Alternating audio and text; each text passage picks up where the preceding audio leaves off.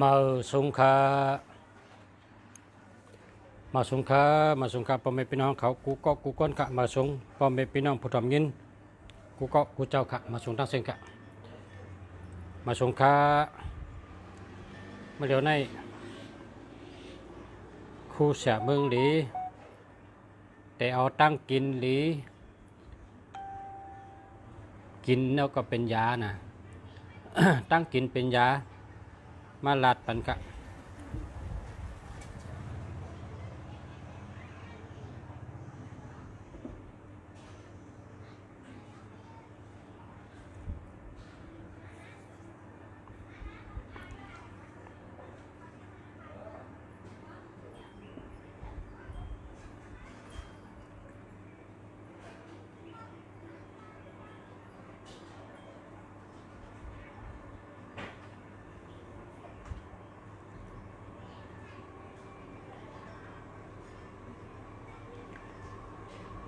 เดี๋ยวเนอะกำก่อนเนาะ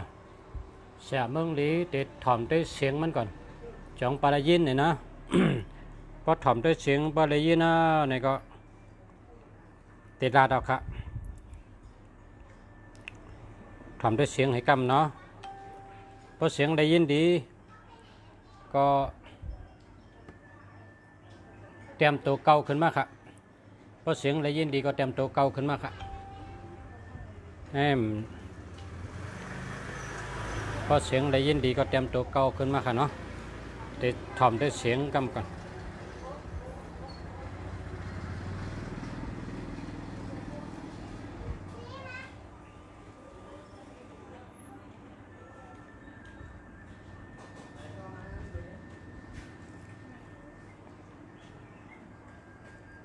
เก่าหวังว่าได้ยินดีค่ะขอบใจค่ะจินจมค่ะพอเสียตึกถ่อมด้วยในเสียงนำไปได้ยินกันเนี่ย ถ่อมด้วยเสียงไปได้ยินก่อนไงจำได้ก่อนมาเอาค่ะ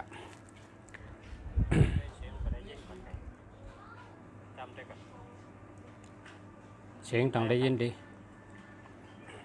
ยินอ่ะคำได้ละยินดีเอาค่ะเสียงต้องได้ยินดียินอ่ะคำได้ละยินดีเอาค่ะ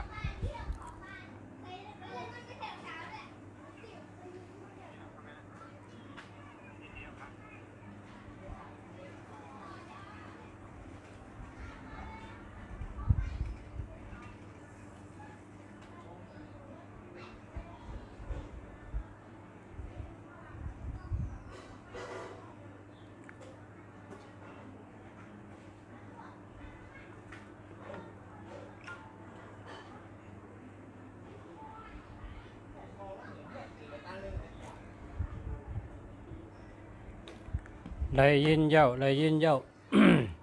มันได้เสียเมืองหลีเดี๋ยวอาหารการกินมาลาดในปันพ่อแม่พี่น้องเฮาเขาผู้ทำยินเฮาเขาพอกินอยู่ดีกินหวานค่ะตั้งกินเป็นยาค่ะตั้งกินเป็นยาเพราะผักอะไรก็สั่งมานะเพราะผักอะไรก็สั่งมาในส่งปันอันนี้งาหลำตำผองเย้าค่ะอันนี้งาหลำตำผองเย้างาหลำตำผองเย้าค่ะเพราะว่าผักอะไรก็สั่งมาเก็บเงินปลายตังก็ได้อันนี้ หนึ่งกลมค่ะหนึ่งกลมหนึ่งกลมสองปากค่ะสองปากกาขันสองปากเพราะผักอะไรก็สั่งมาจะส่งถึงเฮิรนถึงตีเก็บเงินปลายตังก็ได้กำในพอไล่กินก็โหลดจ่อใส่เนื้อเขาไม่เหก็นวดแล้วก็กินที่ไหนกินว่าเป็นข้าวเหนียวก็นวดให้ลอกข้าวเหนียวกินก็ได้เพราะเป็นข้าวเจ้าก็ข้าวใหม่ๆเนาะข้าวใหม่ๆก็นวดให้ก็กินนะ กินข้าวไม้พักไม้ข้าวอุ่นพักอุ่นเอาส่วนนั้นข้าวให้กินกำเดียวนี่เป็นงาดำครับงาหลำพรดีก็น้ำเต้ๆครับอยู่ดีกินหวานครับอยู่ดีกินหวานอันนี้เป็นงาหลำครับนี่งาหลำนะก็ผักอะไรก็สั่งมานะตั้งกินทั้งเป็นยากินวันจ่อๆcáiกิน1 วัน 1จ่อcáiนะกลางเนื้อจ้องกลางคำจ้องก็ได้นะกินข้าววัน2 ตะนะกินข้าววัน2 ตะกลางเนื้อต่างกลางคำต่างกลางเนื้อจ้องกลางคำจ้องแค่เป็นอิยาลีอยู่ดีกินหวานในช่ำโถลิ้นครับโถลิ้นในโถลิ้นในโคซุกครับโถลิ้นในโคเกือครับในโคเกือในเป็นเกือล้ำครับเนาะโถลิ้นโคเกือล้ำนะเกือล้ำในพรดีมันมี80 ปลาย 4 เมลพรดีมันมี80 ปลาย 4 เมลเกือล้ำเนี่ยพอมีเกือล้ำเนี่ยนอกน้ำหมักผ้าแล้วก็กิน1 วัน 1 ปอก 1 ปอกอาสักยาวอาสักยาวอันนี้จำเอาโคเกือล้ำครับนะ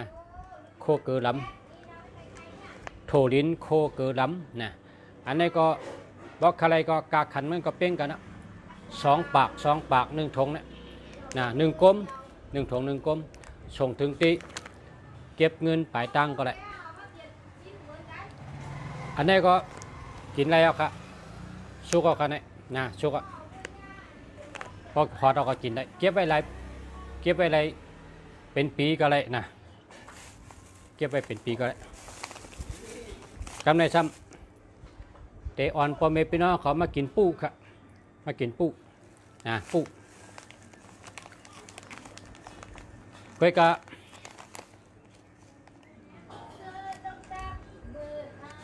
มันจะปูเคอมันเป็นปูต้นค่ะนี่เป็นปูต้นค่ะนี่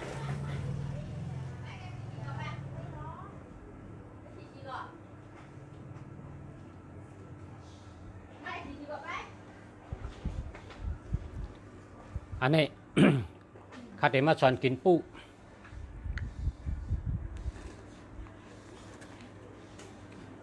ยักษ์8 ปลายยักษ์8 การแล้วก็ อันนี้เป็นหมักผ้าครับหมักผ้านี่ใส่ป้าเปลือกค่ะนะหมักผ้านี่ใส่ป้าเปลือกค่ะหมักผ้านี่ใส่ตั้งเปลือกตั้งบดล่างแคมๆแล้วก็ใส่ให้เนี้ยหมักผ้า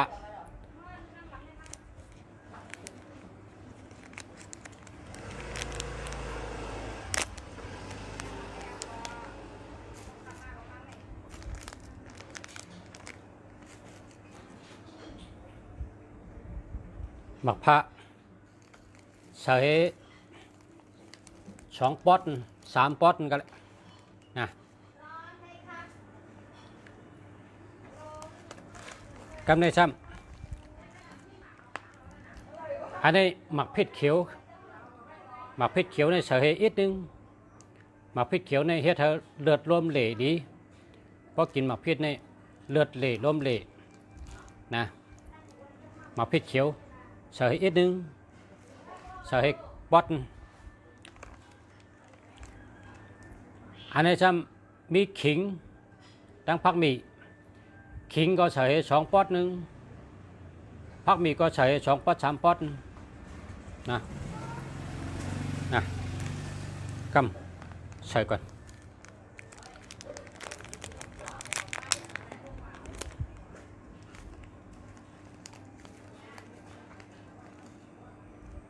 นะครับ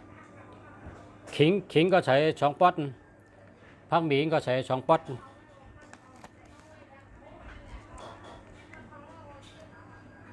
ในซ้ำกุ้งอันสุกค่ะใส่กุ้งให้ตรง2 ตรง อันนี้ลุงฉามใส่เพราะว่าลุงฉาเป็นคนกินอาซักรอดนึ่มกินปามกินก็เลยใส่อันนี้นะเพราะสุเจ้าได้ช่วยใส่เลยแต่ลุงฉาเนี่ยลุงฉาใส่อันนี้แหละก็การกิริยาเป็นใส่ปามมาไอ้กุ้งได้ทำกินนะคำในซ้ำโถลินครับโถลินก็ใช้3 เม็ดนะโถลินก็ใช้3 เม็ด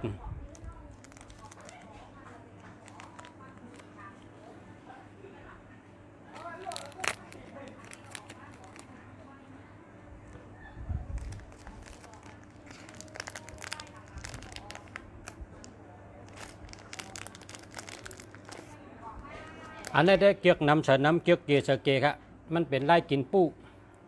เปิ้นห้องว่ากินเอาเป็นยาค่ะเนาะว่าปูนี่เป็นปูตนค่ะเนี่ยมันชื่อปูเคอค่ะนะปูตนคนเมืองไทยในเปิ้นห้องว่าเมียงคำนะครับคนเมืองไทยนะเปิ้นห้องเมียงคำอันนี้ซ้ำหมักอุ่นค่ะเนี่ยหมักอุ่นนี่ซอยเชนะขึ้นโคนน้ำมันให้กะหอมอันนี้หมักอุ่นหมักอุ่นก็ใส่กำเกียกนั่นกะใส่น้ำก็ได้ใส่เกลือก็ได้นะ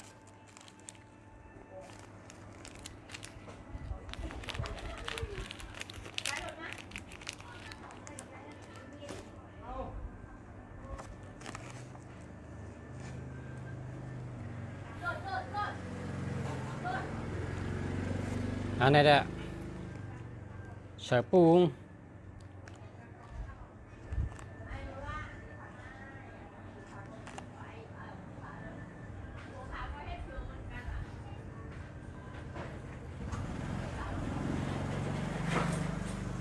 ใส่ปู1 ใบก็ได้2 ใบก็ได้3 ใบก็ได้กำเขาเกียกนะ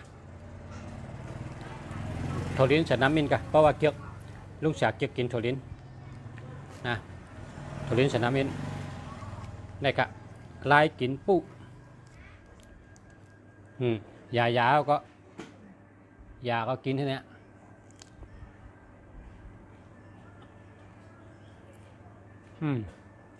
หอมอายหมักผ้า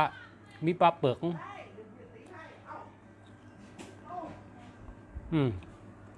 หอมโถดินหอมขิงหอมผักมีหมักเผ็ดกับหวาน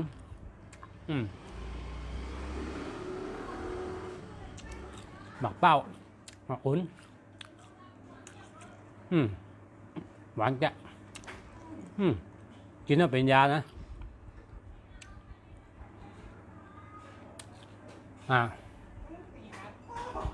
ใกล้ๆชื่อกินนะ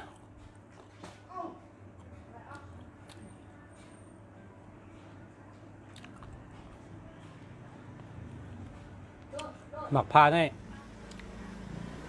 ก็กินให้กินปลาเปลือกมันเป็นยา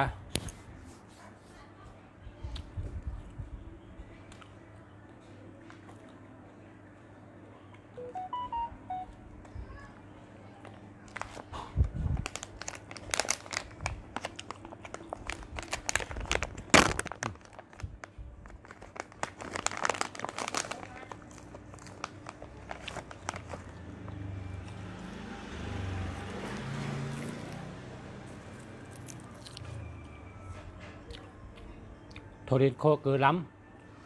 ำกินแล้วเป็นยาครับ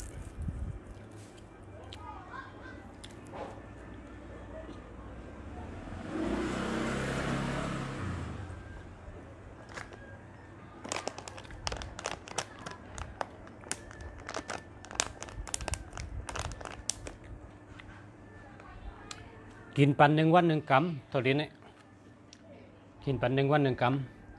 แล้วก็ปูเนี่ยก็ ใกล้ๆกินปันปูเนี่ยกินวันหลายอย่างก็ได้นะก็กินได้มันเป็น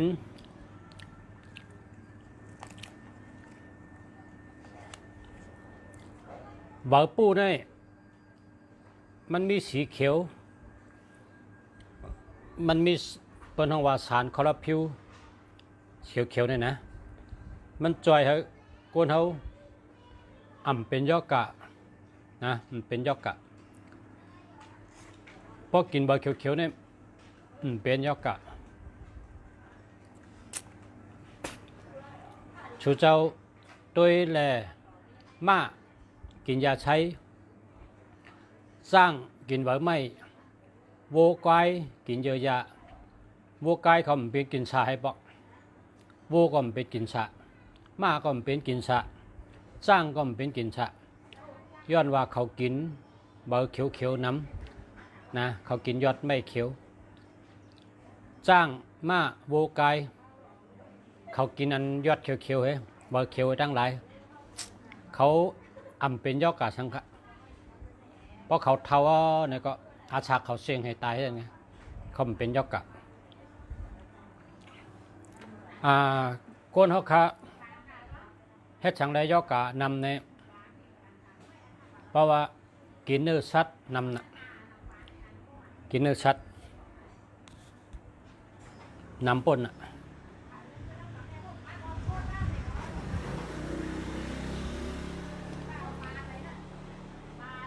พวกกินผักเขียวผักเยอะนั่งเขียวได้พวกกินอะไรนะเป็นยอกาก็หายเป็นยอกาก็หายเพราะเข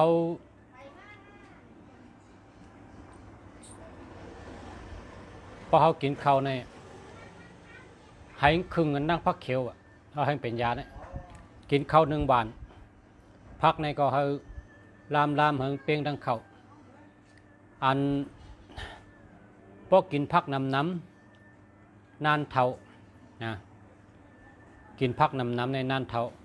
เพราะว่าเนื้อพักในมีธาตุวิตามินลมวิตามินกุมิววิตามินธาตุวิตามินในมันมีเนื้อพักพอกินข้าวในเขากินพักน้ำหวานข้าวในแต่หน้านึงเนี่ยเขาหวานพักในมี3 บาท3 บาทพักในให้กินน้ำเลยเข้าเพราะฉะนั้นเนี่ยอ่ำเป็นยอกะครับนะกินพักกินไรกูมิ้วเพราะเป็นใบเขียวอันที่ก้นเขากินนะกินโถในเป็นเดแหวงแยกเป็น2 เจอ2 ผัก2 จุ่มหนึ่งเป็นห้องว่าโถเปลือกแข็งเหมือนอย่างโถลิ้นนี่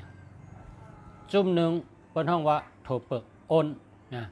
มันหนึ่งโถเคโถค้ำโถแมงจีโถไอคันโถแรงจะในเป็นห้องว่าโถเปลือกอ้นนะโถในเขาแจกเพไว้เป็น2 จุ่มนะกับในโถเน่าอันเขากินใน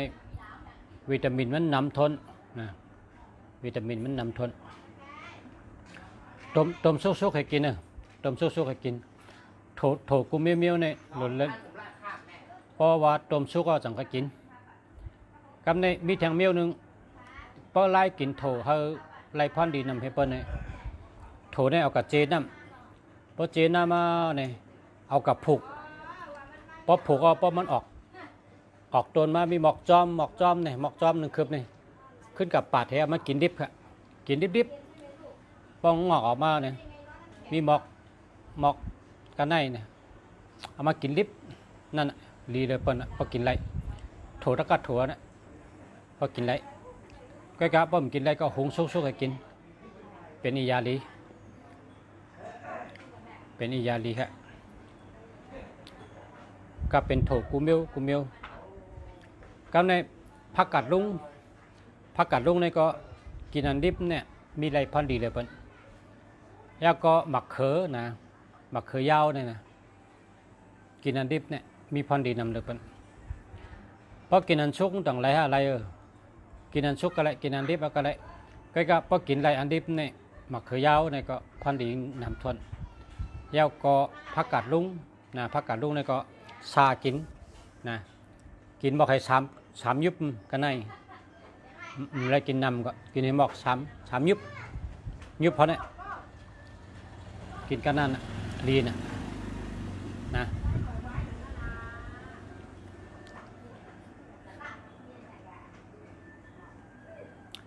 แล้วก็พอกินหมักไม่เนี่ยกินหมักขามนะหมักขามเนี่ยเก็บมาไว้พอหันพอมาเนี่ยล่างแคบๆแล้วก็ผ่าเอาเม็ดเปียกให้ขึ้นไว้เนื้อนั่นเอาเจตู้เย็นไว้กินทั้งปี1 วันเนี่ยกิน8 ลูกกินหมักขามเนี่ยเป็นยาดีเดอเปิลนะยาดีเดอเปิลชมเอาครับเมื่อในรัดกันในไงนะแต่กินเด้งทั้งวันแต่กินปูทั้งก่อนนะก็รัดปันปอไม่พี่น้องเขากันในเพราะว่าพอเราหันลุงเสียมึงเลยกินเนี่ยพอชูเจ้าหันก็ซื้อกินนะ